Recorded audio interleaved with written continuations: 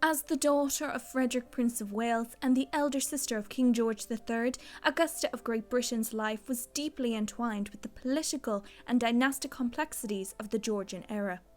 Her marriage into the House of Brunswick-Wolfenbüttel linked the British royal family with the German princely states, reflecting the period's reliance on strategic alliances through matrimony. Though her public role may not have been as prominent as some of her contemporaries, Augusta's life illustrates the nuanced position of women in royal families, balancing personal desires, familial expectations, and political responsibilities. Born on the 31st July 1737 at St James's Palace in London, Princess Augusta was the eldest child of Frederick, Prince of Wales, the heir apparent to King George II, and Augusta of Saxe-Gotha-Altenburg.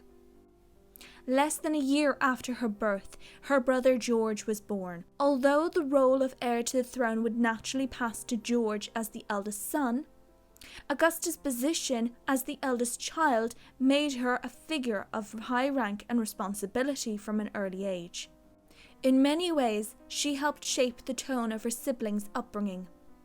As the eldest, Augusta likely played a supervisory role over her younger siblings.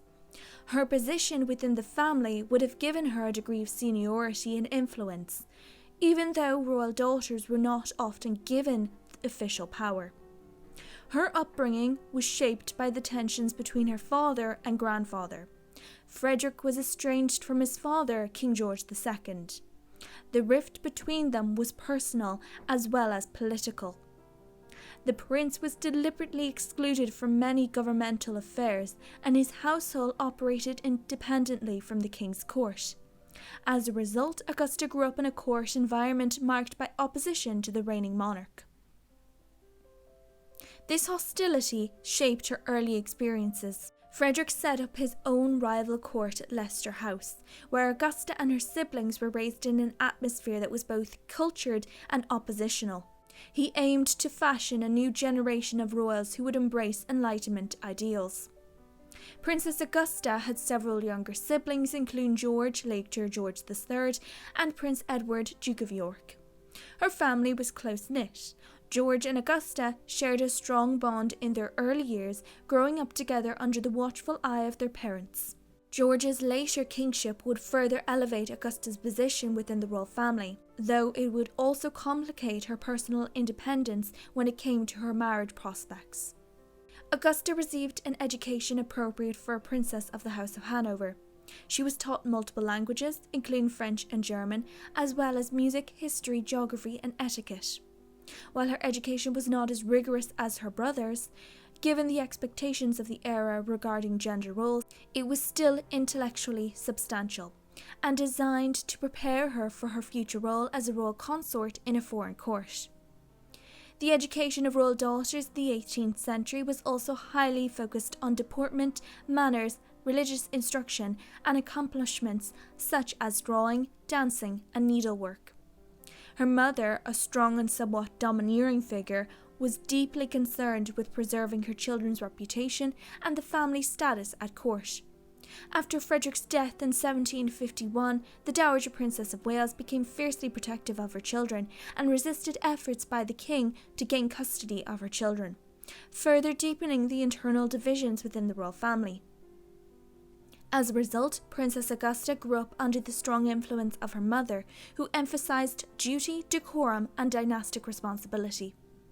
Although she was a royal princess, Augusta was largely shielded from court life during her early years because of the estrangement between her father and grandfather.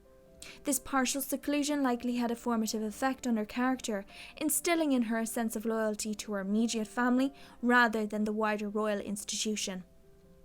As a child, she occasionally appeared at public events, but she was not widely known outside court circles until her marriage was arranged. Descriptions of Augusta in her youth describe her as dutiful and reserved, with a quiet intelligence. She was not considered a beauty by contemporary standards, but she was respected for her dignity. By the early 1760s, Augusta was in her late 20s, older than most princesses when they were married. Her brother, George III, who had become king in 1760, and her mother had long been considering suitable matches for her. However, their standards were high, and many potential marriages had been rejected on grounds of religion, rank, or political implications. The eventual match with Karl Wilhelm Ferdinand, Duke of Brunswick-Wolfenbüttel, was seen as ideal in several respects. The Duke of Brunswick-Wolfenbüttel came from a well-established German princely house, closely connected to the House of Hanover. His mother was Princess Philippina Charlotte of Prussia, sister to Frederick the Great, meaning Augusta's marriage would also tie Britain closer to the powerful Prussian state. This was diplomatically valuable, especially in the wake of the 7 Years' War, during which Britain and Prussia had been allies. The marriage was formally agreed upon in 1763, and Augusta travelled to Brunswick the following year for the wedding. The couple were wed on the 16th of January 1764 in Brunswick. Though there are few personal records of Augusta's feelings about the match, it is widely believed that she entered the marriage with a sense of duty rather than enthusiasm. The separation from her family and homeland was considerable. After her marriage, she would live most of the rest of her life in Germany. Augusta's new home, the Duchy of Brunswick-Wolfenbüttel, was a relatively minor principality compared to the grandeur of the British royal court. Despite its modest size, it was a respected member of the German states, and the ducal court in Brunswick was cultured, with strong military traditions and close ties to the Prussian army. Karl was known for his intellect and military prowess. A student of Enlightenment philosophy and a talented general, he was respected but not without flaws. Most significantly for Augusta, he was known to be unfaithful, and his extramarital relationships were poorly concealed. While Augusta performed her role as Duchess with propriety and loyalty, her marriage was not personally happy. She endured the humiliation of her husband's open affairs, and their personal estrangement became more pronounced over time. Nevertheless, she remained at his side and fulfilled her duties, raising their children and participating in ceremonial and social functions at court. The couple had 7 children: Augusta, born 1764, Karl Georg, born 1766, Carolina, born 1768, Georg Wilhelm, born 1769, August, born 1770, Friedrich Wilhelm, born 1771, and Amelia, born 1772. Her firstborn daughter, also called Augusta, married to the Duke of Württemberg in 1780. Their mother-daughter relationship appears to have been distant and cold, as indicated by Augusta's reaction to her daughter's separation from the Duke. Augusta's eldest 3 sons, Karl Georg, Georg Wilhelm, and August, were born with disabilities, and 2 of her sons were excluded from the line of succession because of their disabilities. Her relationship with her eldest sons appears to have been supportive and positive most of the time. Augusta did not abandon nor hide them. They remained a part of her household and under her care for much of their lives. This was unusual for the time, when children with disabilities, especially in royal families, were often hidden or removed from the household. She referred to them in private letters, sometimes with maternal tenderness, and took pains to ensure their comfort and care. Contemporary accounts suggest she rarely discussed her disabled sons in public, and when she did, it was often in clinical or resigned terms, consistent with 18th century aristocratic attitudes. Their most famous child was Carolina, who later married her first cousin, George, Prince of Wales, the future George IV, in another troubled royal union. The relationship between Augusta and her second daughter, Carolina, was strained and emotionally distant. Augusta was known to be strict and formal, not especially affectionate, and not very involved in her children's emotional lives. Carolina, who was spirited and often considered eccentric, did not receive much emotional warmth from her mother growing up. Despite this, Carolina often referred to her mother with a degree of respect and even loyalty, but there was little evidence of deep closeness or affection between them. This distance would become more pronounced during the trials and humiliations Carolina faced later in life. Augusta's youngest son, Friedrich Wilhelm, became the focal point of Augusta's dynastic hopes. She remained in close communication, and after fleeing Brunswick during the Napoleonic upheaval, she settled with him in England. The death of Augusta's mother in 1772 meant the loss of a key figure who had guided and supported her, especially during the early years of her marriage. Her mother's death likely severed one of her last strong emotional ties to Britain.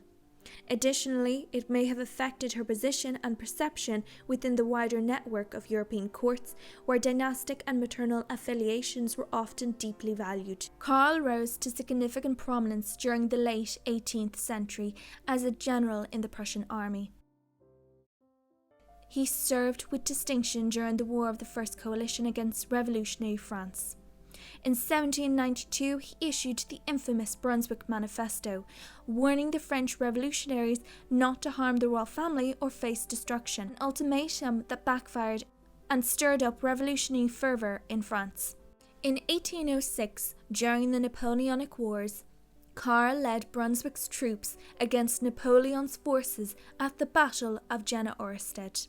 He was gravely wounded and died later that year. Brunswick itself was occupied by French forces. This event forced Augusta and the surviving members of her family to flee into exile.